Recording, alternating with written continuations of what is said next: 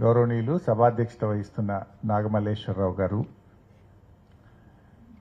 మిత్రులు శాసన మండలి సభ్యులు గౌరవనీయులు దేశపతి శ్రీనివాస్ గారు, ప్రముఖ సంపాదకులు పెద్దలు కె శ్రీనివాస్ గారు, అల్లం నారాయణ గారు, నేటి ఈ కార్యక్రమానికి మరి కారణం మనందరినీ ఇక్కడికి రప్పించినటువంటి సునీత గారు, ఈ కార్యక్రమంలో పాల్గొంటున్నటువంటి సాహితీ అభిమానులు, సునీత గారి బంధుమిత్రులు, జర్నలిస్టులు అందరికీ నమస్కారం. ముందుగా నేను కొంత ఆలస్యంగా వచ్చాను, క్షమించాలి. అయితే ఎక్కువ సమయం కూడా నేను తీసుకోను, కానీ ఇలాంటి సాహితీ సభల్లో మాట్లాడాలంటే మాలాంటి రాజకీయ నాయకులు కొంచెం ఇబ్బందే ఉంటుంది. బట్ ఏది ఏమైనా సునీత గారితో నా పరిచయం 30 సంవత్సరాల నుంచి నేను వారిని చూస్తూ ఉన్నాను. కేసీఆర్ గారు తెలుగుదేశం పార్టీలో ఉన్నప్పుడు వీరు కలిసి ఆ రోజుల్లో విజన్ 2020 డాక్యుమెంట్ రెడీ చేసే రోజుల్లో కలిసి పనిచేసేవారు. అప్పుడు నేను చాలా కాలేజ్ స్టూడెంట్ను. ఆ రోజుల నుంచి కూడా సునీత గారి పట్టుదల కావచ్చు, వారి నాలెడ్జ్ కావచ్చు, వారి గురించి కొంత దగ్గరగా చూసినటువంటి అనుభవం ఉంది. ముఖ్యంగా సునీత గారు మంచి రచయిత్రి. వారు చాలా చక్కగా ఎన్నో పుస్తకాలను ఈ సమాజానికి అందించారు. ఎన్నో నవలలను, ఎన్నో కథల్ని వారు రచించినారు. అయితే ఈరోజు ఈ 2 పుస్తకాలు నా చేతుల మీదుగా ఆవిష్కరించడం నిజంగా నాకు చాలా సంతోషంగా ఉంది. అయితే ఈ 2 పుస్తకాల్లో కూడా ఒకటి జీవన సంధ్య అయితే రెండవది గుండె గుండెకో కథ. 2 కూడా ఈరోజు సమాజానికి చాలా దగ్గరగా ఉన్నాయి. నిజంగా ఎవరైనా జీవితంలో అనుభవిస్తే, అందులో లీనమైతే, అంటే పరకాయ ప్రవేశం చేస్తే కానీ రాయలేము. కానీ వారు చూస్తూ ఉంటే ఆ విభిన్నమైనటువంటి పాత్రల్లో సునీత గారు పరకాయ ప్రవేశం చేసి చాలా చక్కగా, అంటే కళ్ళకు కట్టినట్టుగా తన నవలలో వారు వివరించడం జరిగింది. వారిని నేను మనస్ఫూర్తిగా అభినందిస్తా ఉన్నాను. ముఖ్యంగా జీవన సంధ్య గురించి ఇందాక అమ్మాయి శృత కీర్తి చక్కగా చెప్పింది. ఇది నేను కూడా అనుభవంలో చూస్తూ ఉన్నా. మా దగ్గర దూల్మిట్ట అనే ఒక గ్రామం ఉంటుంది. జనగామ జిల్లా జనగామ నియోజకవర్గంలో ఉంటుంది. ప్రస్తుతం సిద్దిపేట జిల్లాలో ఉంది. దూల్మిట్ట అనేటువంటి గ్రామంలో ఒక రిటైర్డ్ ఉపాధ్యాయుడు ఉంటారు. భార్యాభర్తలు ఇద్దరూ నా దగ్గరికి వచ్చారు. కోర్స్ ఆ రిటైర్డ్ ఉపాధ్యాయునితో నాకు కొంత సన్నిహితమైన అనుబంధం ఉంది, తెలంగాణ ఉద్యమ అనుబంధం ఉంది. ఆ దూల్మిట్ట గ్రామం ప్రత్యేకత ఏంటంటే చాలా మంది ఉద్యోగులే ఉంటారు. అందులో ఎక్కువ మంది టీచర్లు ఉంటారు, బాగా చదువుకున్న వాళ్ళు ఉంటారు. ఆ రోజుల్లో నిజాం కాలంలో అక్కడ హై స్కూల్ వచ్చింది, ఎందుకో బాగా చదువుకున్నారు, చాలా మంది ఉద్యోగులు ఉంటారు. తెలంగాణ ఉద్యమంలో ఆ గ్రామం ముందుండి అద్భుతమైన ఉద్యమాన్ని నడిపిన గ్రామం. అట్లా ఉద్యమ కాలం నాటి సాన్నిహిత్యం. సో ఆ రిటైర్డ్ ఉపాధ్యాయుడు ఓ రోజు నేను సిద్దిపేటలో ఇంట్లో ఉంటే భార్యాభర్తలు ఇద్దరూ వచ్చారు. ఏం సార్ ఇలా వచ్చారని కూర్చోబెట్టి మాట్లాడితే తన బాధ చెప్పుకున్నాడు. కొడుకు కోడలు బెంగళూరులో సాఫ్ట్వేర్ ఇంజనీర్లు, నిన్న ఇంటికి వచ్చి బాగా అల్లరి చేశారు, నన్ను కొట్టారు, ఆస్తి పంచమన్నారు, పోలీస్ స్టేషన్లో కేసు పెట్టారు ఉల్టా నా మీదనే. ఒక మాట ఆర్డీఓకు పోలీసులకు చెప్పు నాయనా అని నా దగ్గరకు వచ్చాడు. ఆస్తి తొందరగా పంచమన్నారు. నేను ఇప్పుడెందుకు పంచుతానరా, అమ్మ ఉంది, నేనున్నా, మేము అయిపోయినాక మీకే వస్తుంది కదా అంటే, అప్పటిదాకా మాకెందుకు, ఇప్పుడు పంచేసే, నువ్వు ఏదో కొంత ఉంచుకుంటే చాలదా నీకెందుకు అన్నారట. సో ఆయన చాలా కష్టపడి జీవితంలో పిల్లల్ని బాగా చదివిస్తే, ఒక కొడుకు అమెరికాలో ఉంటాడు, ఇంకొక అతను బెంగళూరులో ఉంటాడు, సాఫ్ట్వేర్ ఇంజనీర్, భార్యాభర్తలు ఉద్యోగం చేస్తుంటారు. నిజంగా ఆ మాట వింటే చాలా బాధ అనిపించింది. నేను ఎందుకు మా కీర్తి చెప్పిన మాట నాకు బాగా నచ్చిందంటే, కీర్తి ఒక చక్కటి పదం చెప్పింది. ఎవరైనా సరిగ్గా చూడని పిల్లలకి పుస్తకం ఇస్తే వాడికి జ్ఞానోదయం అవుతుంది అన్నది. నిజంగానే ఈ పుస్తకాలు ఈ తరానికి చదవాల్సినటువంటి అవసరం ఉంది. అయితే ఇలా 2 విషయాలు కూడా ఉన్నాయి. కీర్తి బాగా చెప్పింది, మా దేశపతి అన్న కూడా బాగా చెప్పాడు దాని గురించే. అయితే పెద్ద వయసు వచ్చినా కొద్దీ తల్లిదండ్రులు కూడా చిన్న పిల్లల్లాగా ప్రవర్తిస్తుంటారు అంటారు. అది నిజంగా అది మనం వింటూ ఉంటాం, కానీ మనం అనుభవంలో కూడా మనం కూడా అర్థం చేసుకోవాలి. ఇప్పుడు సార్ ఈరోజు ఇంకా 4 రోజులు అయితే మనం కూడా పెద్దవాళ్ళం అవుతాం. సో మనము చిన్నపిల్లల్లాగా ప్రవర్తిస్తూ ఉంటాం. ఇప్పుడేమో కాలం మారింది. ఎలా అయిపోయింది అంత పోటీ ప్రపంచంలో. పొద్దున్న లేస్తే పిల్లలు స్కూల్కి వెళ్ళాలి, పెద్దలు ఆఫీస్కి వెళ్ళాలి, భార్య ఉద్యోగము, భర్త ఉద్యోగంలో ఈ వృద్ధులను చూసే పరిస్థితి తక్కువైపోయింది. అందులో ఈ టెక్నాలజీ మరింత పాడు చేసింది. మనుషులుగా ఇంట్లో ఉంటున్నాం తప్ప మనసులు కలుస్తలేవు. ఎవరి ఫోన్ వాళ్ళదే, ఎవరి మొబైల్ వాళ్ళదే, ఆ ఫోన్లు పట్టుకొని ఎవరి పనిలో వాళ్ళే ఉంటున్నారు. ఈ టెక్నాలజీలో ఈ ఐఫోన్లు ఈ ఫోన్ల యుగంలో అసలు ఆ తల్లిదండ్రులకు ఆ ప్రేమ ఇవ్వగలిగే సమయం కానీ, ఆప్యాయత కానీ, వాళ్ళతో ఒక టైం స్పెండింగ్ అనేది బాగా తగ్గిపోయింది. అసలు వీళ్ళే సరిగా మాట్లాడుకోని పరిస్థితి. భార్య ఫోన్ భార్య అయిపోయింది, భర్త ఫోన్ భర్తకు అయిపోయింది, పిల్లలు ఐప్యాడ్లో ఫోన్లు పట్టుకొని వాళ్ళు అందులో బిజీ అయిపోయిన కాలం వచ్చింది. సో దీన్ని అర్థం చేసుకోవడంలో పెద్ద మనుషులు అర్థం చేసుకోవాల్సిన అవసరం ఉంది. పిల్లలు కూడా మరి నా తల్లి తండ్రి ఏం కోరుకుంటున్నారు అని ఆలోచించాల్సిన అవసరము పిల్లలకు ఉంది. ఇక్కడ 2 వైపులా కూడా దీన్ని నవలాలో చక్కగా తను వివరించే ప్రయత్నం చేశారు. సో ఈరోజు వాస్తవంగా చెప్పాలంటే సమాజంలో ఈ మధ్య ఒక సర్వే వస్తే కూడా 53% మంది తల్లిదండ్రులు వృద్ధాప్యంలో ఒంటరితనాన్ని ఫీల్ అవుతున్నారట. పిల్లల ప్రేమ ఆప్యాయతలకు నోచుకోవడం లేదు అని ఫీల్ అవుతున్నారట. వాస్తవానికి మన భారతదేశం కానీ మన తెలంగాణ రాష్ట్రం మనం కుటుంబాలుగా కలిసి ఉన్నాం. మన దగ్గర ఫ్యామిలీ బాండేజ్ చాలా ఎక్కువ అని భారతీయ తత్వంలో మన భారతదేశంలో ఫ్యామిలీ బాండేజ్ ఎక్కువ అని మనం చెప్పుకుంటూ ఉంటాం. కానీ దురదృష్టం ఏంటంటే రాను మనం కూడా ఆ పాశ్చాత్యీకరణలో భాగంగా ఈ టెక్నాలజీ మన మైండ్లను కూడా ప్రభావితం చేసి మనం కూడా ఆ తల్లిదండ్రులకు వృద్ధాప్యంలో ఇవ్వాల్సిన ఆప్యాయతను, ప్రేమ, అనురాగాలను మనం ఇవ్వలేకపోతా ఉన్నాం. చిన్ననాడు తల్లి మనకి ఎంత ప్రేమనిస్తుందో, ఎంత ఆప్యాయతనిస్తుందో, ఎంత ముద్దుగా మనల్ని పెంచుకుంటుందో, వాళ్ళు వృద్ధాప్యంలో ఉన్నప్పుడు కూడా మన నుంచి అదే తల్లి ఆశిస్తుంది. ఇందాక నవలాలో చెప్పినట్టు కొడుకు అన్నం వండి పెట్టాలనో, కొడుకుకు పక్కన కూర్చొని వడ్డించాలనో, కొడుకు తల మీద నెమరాలనో అది తల్లి కోరుకుంటుంది.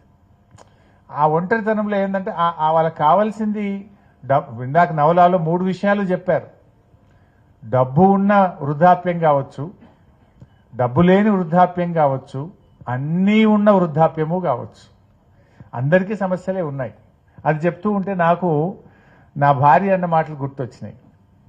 అప్పుడప్పుడు నా భార్య నాతో కొట్లాడుతూ ఉంటుంది.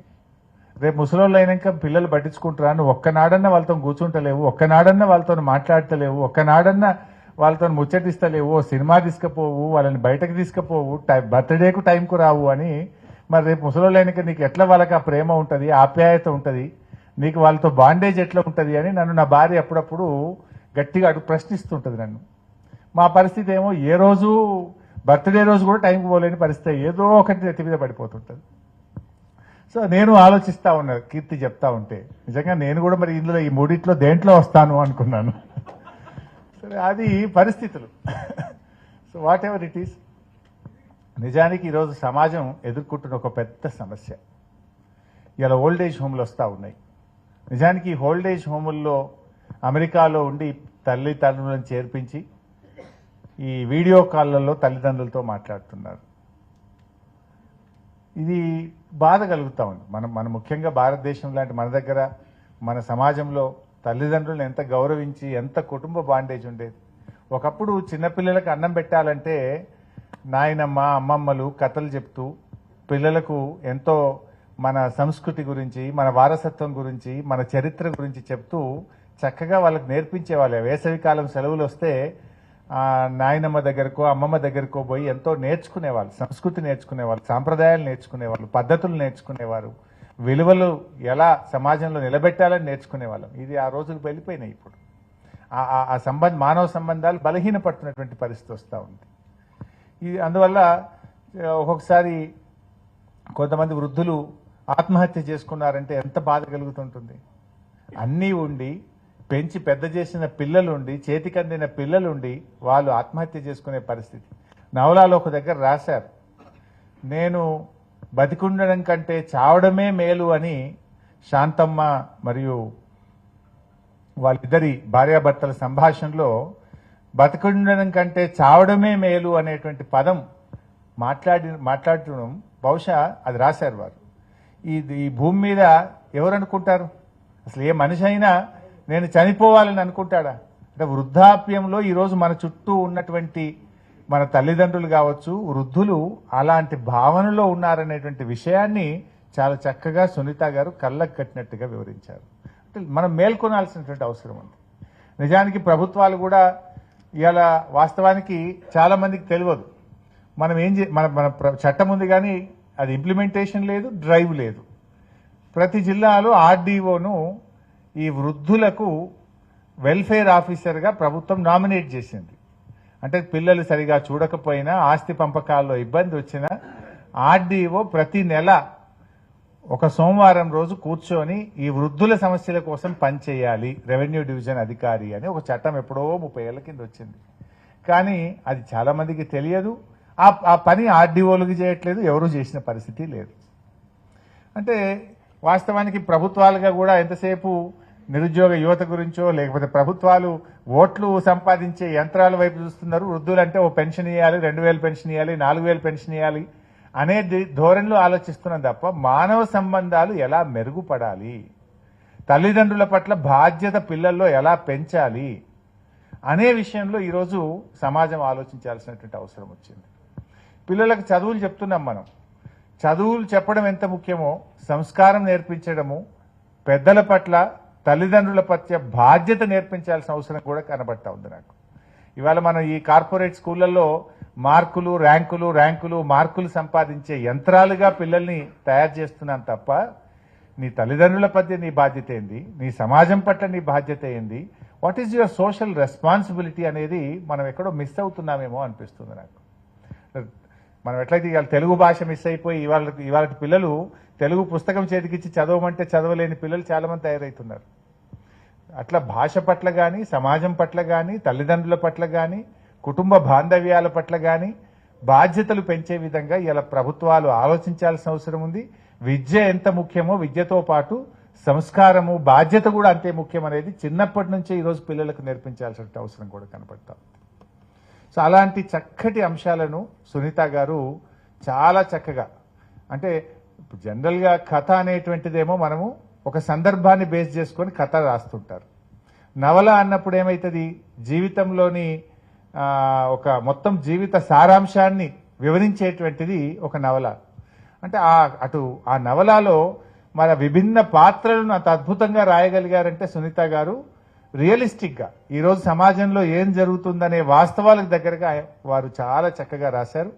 నిజంగా ఈ నవల అటు వృద్ధులు చదవాలి, పిల్లలు కూడా బాగా చదవాలి. చదివినప్పుడే మనలో రియలైజేషన్ వస్తుంది. ఆ రియలైజేషన్ తప్పకుండా ఎంతో కొంతమందిలోనైనా బాధ్యతలను గుర్తు చేస్తుంది, కొంత మార్పు తీసుకురాగలుగుతుంది అని చెప్పి నాకు అనిపిస్తూ ఉంది. నేను తప్పకుండా కొన్ని కాపీలు పెట్టుకుంటా. నాకు రెగ్యులర్గా ఈ కంప్లైంట్స్ వస్తుంటాయి. ఎవరు వచ్చినా తల్లిదండ్రులకు పిల్లలకు ముందు ఈ పుస్తకం చదువుకొని రమ్మని చెప్పాలనిపిస్తూ ఉంది నాకు. సో అంత చక్కగా ఈ బుక్ వారు రాశారు. వారిని నేను మనస్ఫూర్తిగా అభినందిస్తా ఉన్నాను. ఇకపోతే గుండెకు కోత, గుండెకో కథ, అయితే కోత గురించి చెప్పబోయి నేను కథ మిస్ అయ్యాను. గుండెకో కథ. సరే, గుండెలకు 2 రకాల కోతలు ఉంటాయి. బతికున్నప్పుడు సూటిపోటి మాటలతో గుండె కోత ఉంటుంది. లేదు, గుండెకి ఏదైనా ఇబ్బంది వస్తే డాక్టర్లు చేసే కోత ఒకటి ఉంటుంది.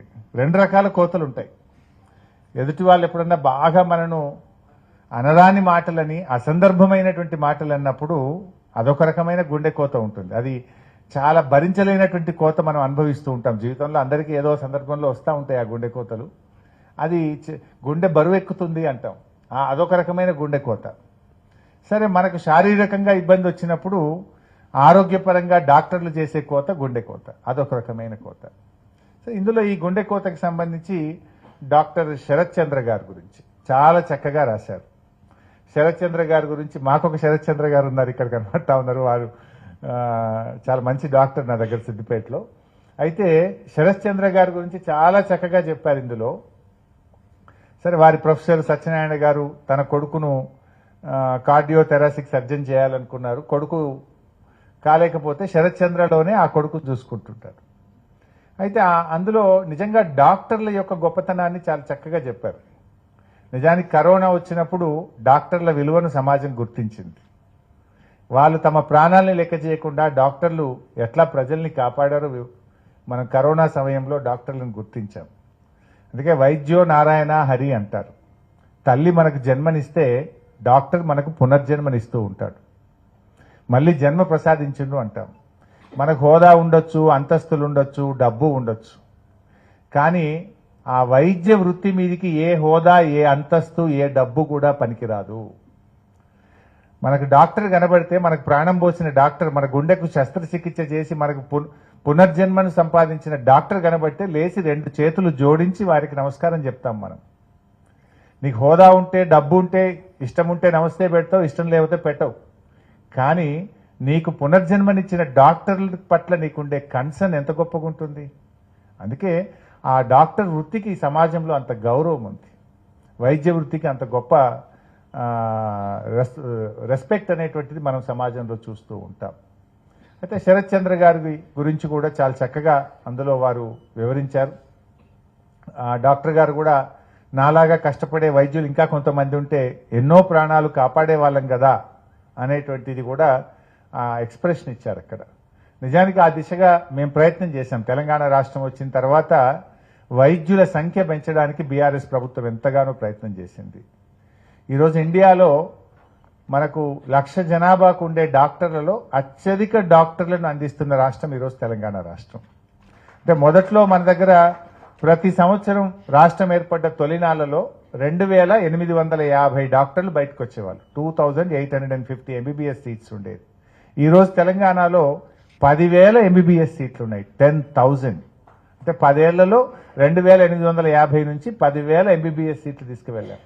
అంటే శరత్ చంద్ర ఆలోచనలు, నవలాలో నాలాగా కష్టపడే మరింత మంది డాక్టర్లు ఉంటే ఇంకా చాలా మందిని కాపాడే వాళ్ళం కదా అన్నారు. ఆ ఆలోచనే కేసీఆర్ గారు కూడా చేశారు.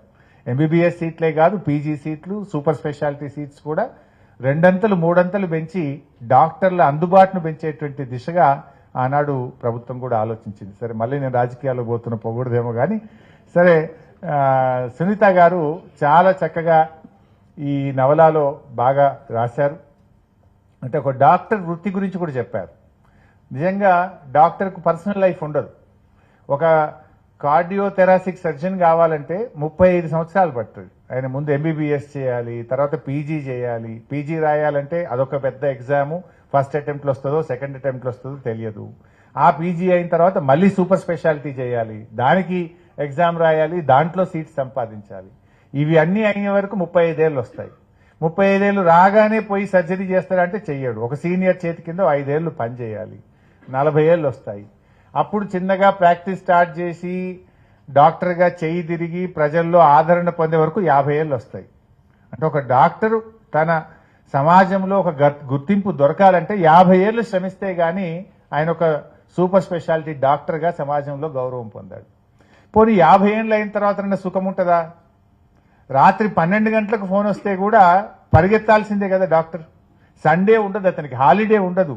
ఒక సీరియస్ కేసు ఉందంటే ఉదయాన్నే 5 గంటలకు వెళ్లాల్సి వస్తుంది, రాత్రి 12 గంటలకు వెళ్లాల్సి వస్తుంది.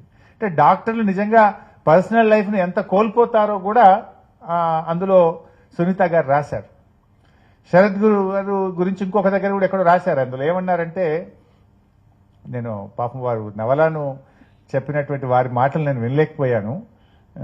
జీవన సంధ్య విన్నాను కానీ, బట్ అదర్వైజ్ గుండె గుండె కథ అనేటువంటిది వారు ఎవరైతే సూఫీ మాటలు నేను వినలేదు, బాగా చెప్పుంటారని అన్నారు. సో అందులో ఒక దగ్గర చెప్పారు, సునీత గారు ఏమంటారంటే, ఆ నవలలో అర్ధరాత్రి కల్లో వచ్చిందంట ఆయనకు, శరత్ చంద్ర గారికి. నిన్న రాత్రి సర్జరీ చేసిన పేషెంట్ చనిపోయాడు అని కలలో వస్తే లేచి కూర్చున్నాడు, కలలో కూడా పేషెంట్ గుర్తొస్తున్నాడు. అంటే ఆ డాక్టర్ కన్సర్న్ ఎట్లా ఉంటుంది, ఆ డాక్టర్కు పేషెంట్ పట్ల వాళ్ళ ప్రాణాలు కాపాడడం పట్ల ఎంత కన్సర్న్ ఉంటుంది అనేటువంటిది వైద్య వృత్తి యొక్క గొప్పతనాన్ని సునీత గారు ఈ నవలలో బాగా చెప్పేటువంటి ప్రయత్నం చేశారు. నిజానికి మన సమాజంలో చూస్తూ ఉంటాం, చాలా గొప్పవాడు పెద్దవాడు అనుకుంటాం, కానీ వాడు పెద్దవాడు కావడం వెనుక ఎన్ని త్యాగాలు ఉన్నాయి అనేది చాలా తక్కువ మంది గుర్తిస్తారు. నిజంగా డాక్టర్ చాలా గొప్పవాడు, ఆయన గొప్ప కార్డియోథెరాసిక్ సర్జన్, కానీ నిజంగా ఉట్టిగినాయండి మరి. అసలు ఆ ఎంబీబీఎస్ లో సీట్లు రావాలంటే ఉదయాన్నే 4 గంటలకు లేచి ఐఐటి రామయ్య కోచింగ్ సెంటర్కు, ఈ కోచింగ్ సెంటర్కు 4 గంటలకు వాళ్ళ అమ్మ తీసుకుపోయి నాయన దించి వస్తే చదివి ఎంబీబీఎస్ సీటు కొట్టి 5 ఏళ్ళు అది చదివి తర్వాత పీజీ చదివి తర్వాత సూపర్ స్పెషాలిటీ చేసి ఫ్యామిలీ లైఫ్ కోల్పోయి ఎంత కష్టపడితే అంత గొప్ప డాక్టర్ అయ్యాడు. దాని వెనక ఎంత త్యాగం ఉంది, అది చక్కగా ఈ నవలలో సునీత గారు వివరించారు. ఇది నిజంగా అంటే ఒక సక్సెస్ వెనుక త్యాగం ఉంటుంది, ఒక సక్సెస్ వెనుక నిరంతరమైన శ్రమ ఉంటుంది. దాన్ని కూడా చేపట్టేటువంటి ప్రయత్నం ఈ నవలలో వర్క్ చేశారు. ముఖ్యంగా ఈ సందర్భంగా మరి ప్రజల ప్రాణాలను అద్భుతంగా కాపాడుతున్నటువంటి డాక్టర్లకు, వైద్య వృత్తిలో ఉన్న వారందరికీ కూడా నేను శిరస్సు వంచి వారందరికీ హృదయపూర్వక అభినందనలు, ధన్యవాదాలు కూడా తెలియజేస్తా ఉన్నా. గతంలో నేను వైద్య ఆరోగ్య శాఖ మంత్రిగా కరోనా సమయంలో డాక్టర్ల సేవలను, డాక్టర్ల కృషిని దగ్గరగా చూసినటువంటి వాడిని, వారితో కలిసి పనిచేసినటువంటి వాడిని. అందువల్ల ఆ డాక్టర్లు చాలా గొప్పగా ఈ సమాజ సేవలో చాలా చక్కగా పనిచేస్తూ ఉన్నారు. వారందరికీ నా హృదయపూర్వకమైనటువంటి అభినందనలు. అదేవిధంగా మరి ఈ నవలాలు మరి ఈరోజు వారు చాలా మంచి ఉద్దేశంతో సునీత గారు, రావులపల్లి సునీత గారు అద్భుతంగా రాశారు. మన చుట్టూ ఉన్నటువంటి అంశాలను ఎక్కడో ఎమోషనల్గా సినిమా టైపు నవల కాదు ఇది. మన చుట్టూ ఉన్నటువంటి అంశాలను అంటే వాటిని చక్కగా ఒక నవల రూపంలో తెచ్చారు. అంటే నిత్య జీవితంలో ప్రజలు ఎదుర్కొంటున్నటువంటి సమస్యలు, అది వృద్ధాప్య సమస్యలు కావచ్చు, డాక్టర్ల యొక్క గొప్పతనం కావచ్చు, ఈ అంశాలనే వారు కథాంశాలుగా చేర్చి చాలా చక్కటి నవలలు తెచ్చినందుకు సునీత గారిని నేను మనస్ఫూర్తిగా అభినందిస్తా ఉన్నాను. ఈ నవలాలు తప్పకుండా సమాజాన్ని జాగృతం చేయడంలో, తల్లిదండ్రుల పట్ల బాధ్యత పెంచడంలో, తల్లిదండ్రులు కూడా పిల్లల్ని అర్థం చేసుకోవడంలో ఈ నవల తప్పకుండా ఉపయోగపడుతుందని, మన అందరినీ కూడా జాగృతం చేయడానికి ఇది ఎంతగానో ఉపయోగపడుతుందని, ఈ నవల అందరూ కూడా తప్పకుండా చదవాలని, ఆదరించాలని చెప్పి కూడా నేను కోరుకుంటా ఉన్నాను. ముఖ్యంగా యువ రచయితలకు సునీత గారి రచనలు స్ఫూర్తిగా నిలవాలి, మరిన్ని రచనలు రావాలి. ఎందుకంటే ఇదంతా చాట్ జీపీటీ యుగం అయిపోయింది. రాసే ఓపిక తగ్గింది, చదివే ఓపిక తగ్గింది, అంతా చాట్ జీపీటీ. ఈ సమయంలో ఇంత మంచి నవలాలు రావడం, ఇంత ఓపికగా మీలాంటి వాళ్ళు దీని గురించి వినడం అంటేనే ఎంతో కొంత ఆనందాన్ని కలిగిస్తూ ఉంది. తప్పకుండా బుక్ రీడింగ్ అనేటువంటిది మనలో నాలెడ్జ్ పెంచడమే కాదు, మనను మంచి ఉత్తమమైన పౌరులుగా తయారు చేయడంలో ఇలాంటి మంచి నవలాలు కూడా తప్పకుండా ఉపయోగపడతాయి.